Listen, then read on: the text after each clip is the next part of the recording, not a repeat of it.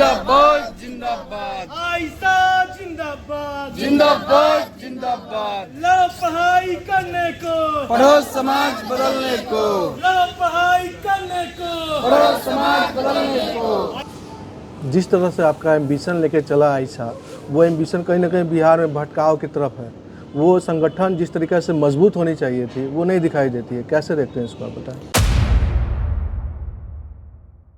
नहीं, मजबूती है। लगातार हम लोग अलग अलग ज़िलों में अभी जो है 25 से 30 ज़िलों में हमारा एक तरह से विस्तार हुआ है।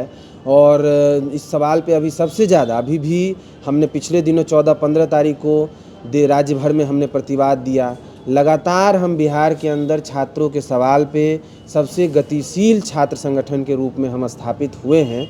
और हम चाहते हैं कि इस जो पूरा सरकार का दमन है, जो नीतीश कुमार जी की सरकार, जो भाजपा की कायदे से सरकार है, जो बुलडोज़र की सरकार अपने आप को बुलडोज़र पहचान के साथ आई है, उस बुलडोज़र के सामने भी आप विश्वास रखिए कि आयशा सबसे आगे खड़ा होगा। और सत्ता सरकार के इस अन्याय अत्याचारी बुलडोज़र के सामने न्याय और सम्मान के लिए सबसे आगे आयशा आपको मिलेगा।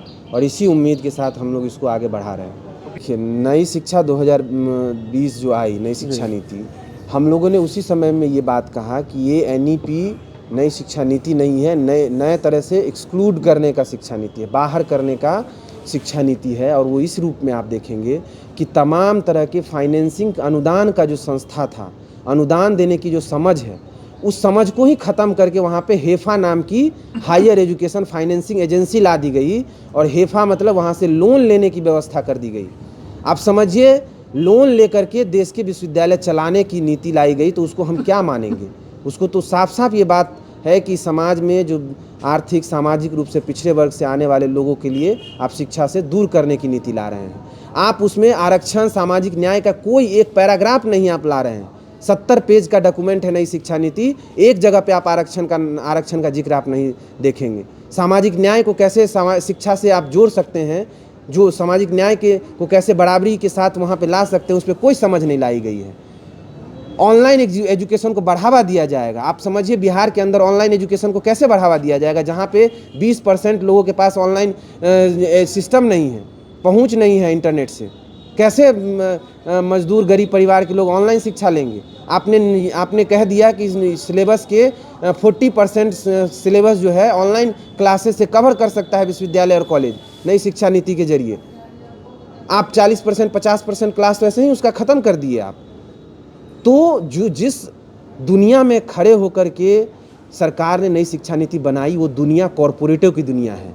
इस देश के अदानी अंबानी कि जो संस्था चलाती है, विश्वविद्यालय चलाती है, स्कूल चलाते हैं, वहाँ पे खड़ी होकर के सरकार नई शिक्षा नीति बनाई है। जबकि ग्रामीण गरीबों के बीच खड़ी होकर के कोई शिक्षा नीति बनाने की ज़रूरत है। छोटे शहरों जहाँ पे आज भी सही से शिक्षक नहीं है, जहाँ पे आज भी क्लासरूम नहीं मुहैया हो पा रहे हैं, और उसको आप 4 सालाना कोर्स लागू कर दिया गया बिहार के अंदर। आप बताइए, बिहार में जितने 4 साल कोर्स में जितने कोर्स हैं, उस कोर्स को पढ़ाने के लिए अलग अलग एक क्लासरूम अगर दिया जाए तो एक कॉलेज में उतने क्लासरूम नहीं होंगे, एक शिक्षक नहीं होंगे उसके तमाम कोर्सों के।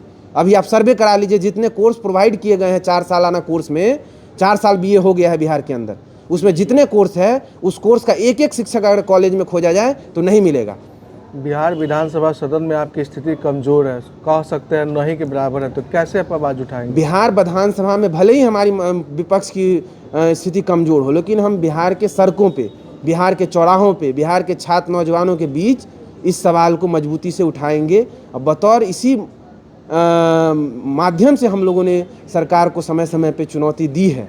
और मुझे लगता है कि इस पे सरकार को आने वाले समय में इन सारे समस्याओं को विधानसभा के अंदर, विधानसभा के बाहर मजबूती से उठवाने की कोशिश हम लोग करेंगे और ये हल होगा।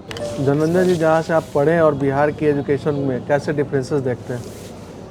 देखिए, जहाँ से मैं पढ़ा हूँ और बिहार की शिक्षा व्यवस्था, अभी मैं बहुत दिनों से बिहार में हूँ, और यही कारण रहा कि बिहार की शिक्षा व्यवस्था ऐसी है और बनाई गई है कि जिसकी वजह से बाहर जाना पड़ रहा है लोगों को बेहतर शिक्षा की तलाश में, चाहे वो दिल्ली जा रहे हैं, चाहे अलग अलग विश्वविद्यालयों में जा रहे हैं। तो एक बिहार की शिक्षा व्यवस्था को इस तरह से बनाया गया कि जहाँ पे विश्वविद्यालयों को कमज़ोर किया गया, जहाँ स्कूलों को कमज़ोर किया गया, और उसका एक उसके साथ यही हुआ कि यहाँ के छात्र को मजबूरन यहाँ से निकलना पड़ा और उसका भुक्तभोगी एक मैं भी हूँ कि मुझे मजबूरन यहाँ से जाकर दिल्ली में जाके पढ़ाई करना पड़ा। ये सवाल है।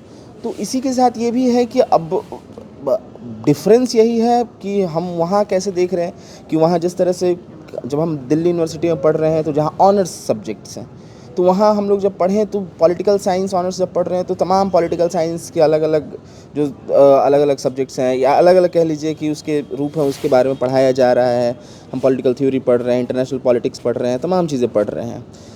और अभी ये स्थिति बन गई है कि शिक्षा को शिक्षित बनाने के लिए नहीं, जैसा उन्होंने बोला कि बहुत धन कमाने के लिए तक सीमित कर दिया गया है। सरकार की एकदम सोची समझी साजिश है कि इतना ना कोई पढ़ जाए कि वो सवाल करना सीखे, इतना ना पढ़ जाए कि कोई बेहतर इंसान बन जाए, इतना ना कोई पढ़ जाए, उनको इतना है कि ग्रेजुएशन करे और लगे फैक्ट्री में, दिल्ली मुंबई चंडीगढ़ की फैक्ट्री में काम करने के लिए, दौड़े यहाँ से निकल जाए यहाँ से उसी फैक्ट्री में काम करने के लिए।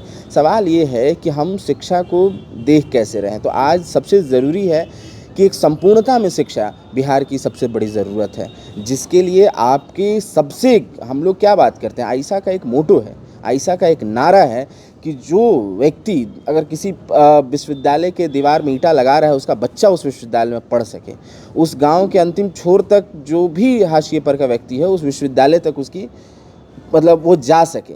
और शिक्षा को ऐसा मत मानिए कि भाई ग्रेजुएशन हो गया तो नौकरी के लिए दौड़ जाना है। हम लोग शिक्षा को लेकर इतना वो हो गए हैं कि नहीं बहुत ज़्यादा ना पढ़ जाए, PhD ना कर जाए। सबकी चिंता तो यही है, सरकार भी इसी तरह से देखती है कि कोई छात्र निकले तो 12वीं के बाद ही नौकरी करना शुरू कर जाए। उसको ये नहीं है कि ज़्यादा से ज़्यादा रास्ता खोला जाए उस छात्र के लिए कि ज़्यादा से ज़्यादा बेहतर पढ़ाई कर सके, ज़्यादा से ज़्यादा ऊपर तक विश्वविद्यालय के अंतिम छोर तक, अंतिम स्तर तक वो पढ़ाई कर सके। यदि आप आपके संगठन में आइसा में वुमेन एम्पावरमेंट्स को आप जोड़ने के लिए, ज्वाइन करने के लिए क्या सोच देती है, कैसा थिंक टैंक देती हैं, बताएं। सबसे पहले बिहार में जो अभी मौजूदा समय है और इस वक्त में अगर हम बात करें कि बिहार की बेटियों की शिक्षा के बारे में और उनकी सुरक्षा के बारे में, तो ये बहुत ही संकट बड़ी जो दौर से है ना, ये बिहार गुजर रहा है। हम देख रहे हैं कि शिक्षा के स्तर पे जो छात्राओं को बिहार सरकार के निर्देशानुसार ये बताया जाता है कि उनका जो नामांकन है वो निःशुल्क होना है कॉलेज कैंपस के भीतर में। लेकिन पाटलिपुत्र यूनिवर्सिटी हो, वीर कुंवर सिंह यूनिवर्सिटी हो और ऐसे तमाम विश्वविद्यालय से एफिलेटेड जो कॉलेज है, वहाँ पे छात्राओं से नामांकन शुल्क लिए जाते हैं। ऐसे अवैध वसूली जो है उनसे लिए जा रहे हैं और इसमें आइसा लगातार उसके विरोध में आंदोलन कर रही है। दूसरी तरफ हम देखते हैं कि नीट, अभी जो पटना के भीतर में जो नीट छात्रा गायत्री का जिस तरीके से एक संदिग्ध परिस्थितियों में जो हत्या की गई है और उस संदिग्ध परिस्थितियों में जो हत्या के मामले को जिस तरीके से बिना पुष्टि किए हुए, बिना किसी साक्ष्य के एकदम से प्रशासनिक एक दबाव बना करके उस मामले को हर बार की तरह इस बार भी ढकने और दबाने का कोशिश रहा। पूरे बिहार में ये जो घटना है झकझोर करके रख दिया गया है। ये प्रशासनिक जो संवेदनशीलता है उस पर पूरा बड़ा सवाल एक खड़ा करता है कि हम बेटियों को पढ़ाने और बेटियों को बचाने की बात करते हैं और बेटियों पे जो बहुत बड़ा हमला हो रहा है, हम पूरे बिहार भर से जो पढ़ाई के पढ़ लिख करके जो एक सपने अरमान लेकर के जो पूरे देश भर में बेटियां जा रही हैं, उनकी सुरक्षा पे जो बात नहीं होती है तो सरकार पे एक बहुत बड़ा सवाल बनता है। तो ये साफ साफ दिख रहा है कि बिहार के भीतर में कैसे गरीब, दलित, शोषित, वंचित वर्ग के बच्चों को शिक्षा से वंचित किया जाए, उनको रोजगार से वंचित किया जाए और कुछ चुनिंदे सीटों पे कुछ चुनिंदे लोगों को सीमित कर करके हर तरीके से उनकी जो साजिश रहती है उसका पर्दाफाश होता रहा है। चाहे वो प्रश्न पत्र लीक का सवाल हो, चाहे वो अन्य तरीके से स्थिति में आ रहा है पूरे बिहार भर में। इसमें सबसे बड़ा जो हमला देखा जा रहा है वो छात्राओं के ऊपर है और इसे हम मजबूत करने के लिए इसे एक जो हम लोग का एक रहता सपना और एक भीमराव अम्बेडकर के सपनों का भारत बनाने की दिशा में जो हम लोग बढ़ रहे हैं, सावित्रीबाई फुले का जो सपना है उस दिशा में जो बढ़ रहे हैं, छात्राओं को उनके विचार से हम लोग अवगत कराते हुए जिस तरीके से भी हम लोग कार्यक्रम करते आ रहे हैं, ऐसे में हम लोग का पूरा प्रयास है कि महिलाओं को खासतौर पर सुरक्षा की गारंटी और तमाम तरीके से उनको शिक्षा से जोड़ने का जो प्रयास है उसका आंदोलन तेज होगा।